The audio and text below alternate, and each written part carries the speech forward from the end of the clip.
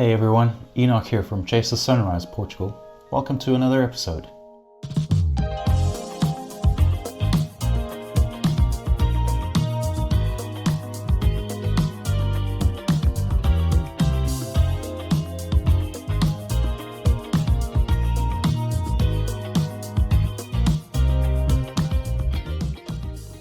There are only two choices that we can make because, well, there's only two of us. One likes the sea and the other likes the mountains and valleys. And the one that likes the mountains and the valleys also likes the sea. And the one who likes the sea also likes the mountains and valleys. And it's not that we don't like one or the other. We just have preferences in what we would like our lifestyle to look like in the future. So, where do we choose? Do we want peacefulness, nature, solace? Or do we want an expat community and all the conveniences that come with that? And hospitals, obviously, because we're not getting any younger.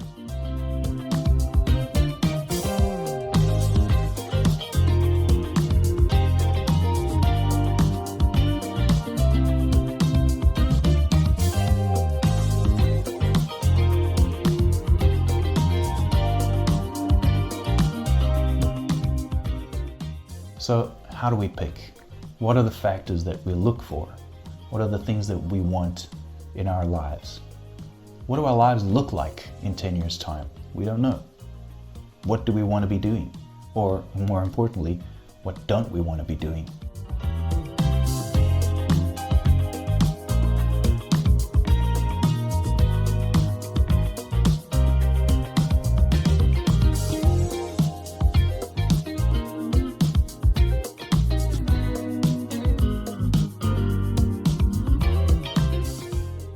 As much as we hate to admit it, we're getting older. And so in 10 years' time, we'll be pushing into our 60s, and we've kind of got to really know what we want. Taking on these big projects by ourselves, might I add, is going to prove difficult. And because we've led such sedentary lives for so long, we really need to get healthy, fit, and consider what we can and we can't do. And if we're willing to spend the money to get it done, or to fulfill the plan, which was to come here and do it all ourselves. Quite frankly, I wish we'd done this 20 years earlier because I think the decision would be a lot simpler. But that's life, I guess. So we just have to pull up our sleeves and roll with the punches.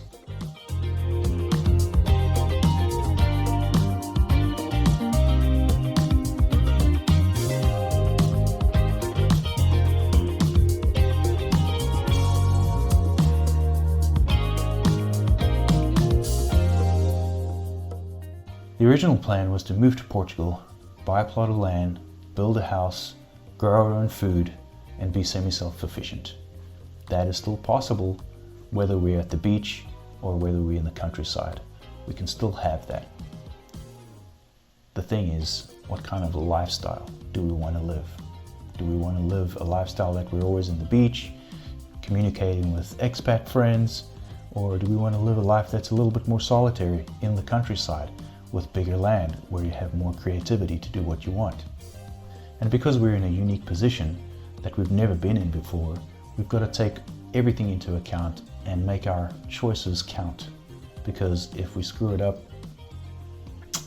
it's just going to be harder to recover from that.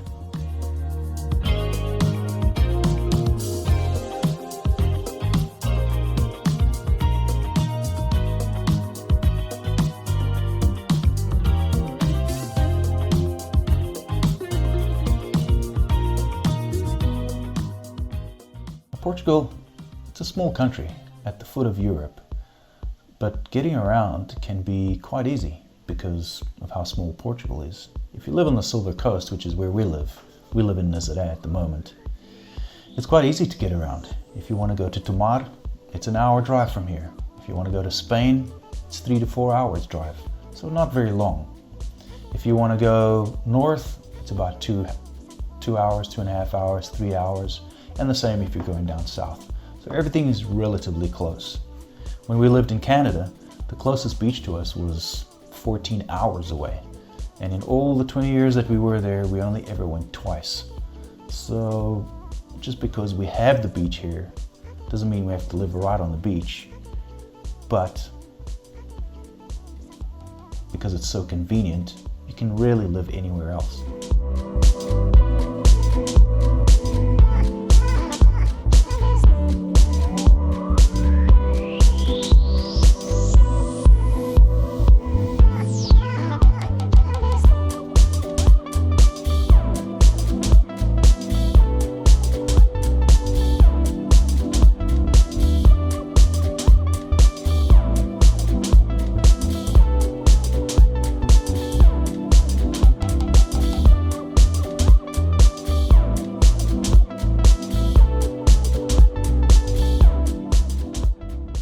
So here's a scenario. We have two properties that we like currently. One is in São Martinho de Porto and the other one is in Bombarral. Bombarral is a farming community and São Martinho is basically on the beach. It's a little valley called Paradise Valley. I don't know, maybe that's a sign. That's right behind the beach on the other side of the highway. It's flat, there's nothing on it, there's just a well, and it's an open canvas basically. You can design exactly what you want.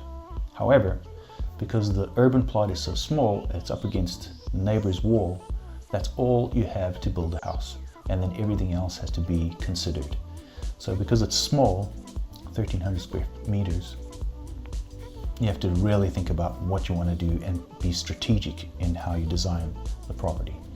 The other one in Bombarral is a lot easier. It's an acre, has places for terraces.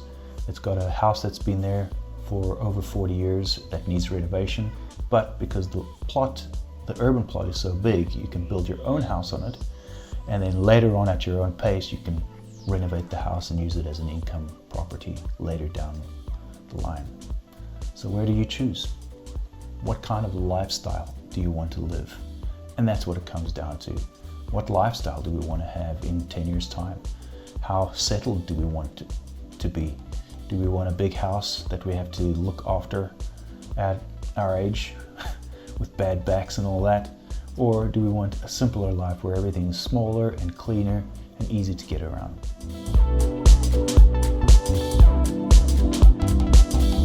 What would you choose?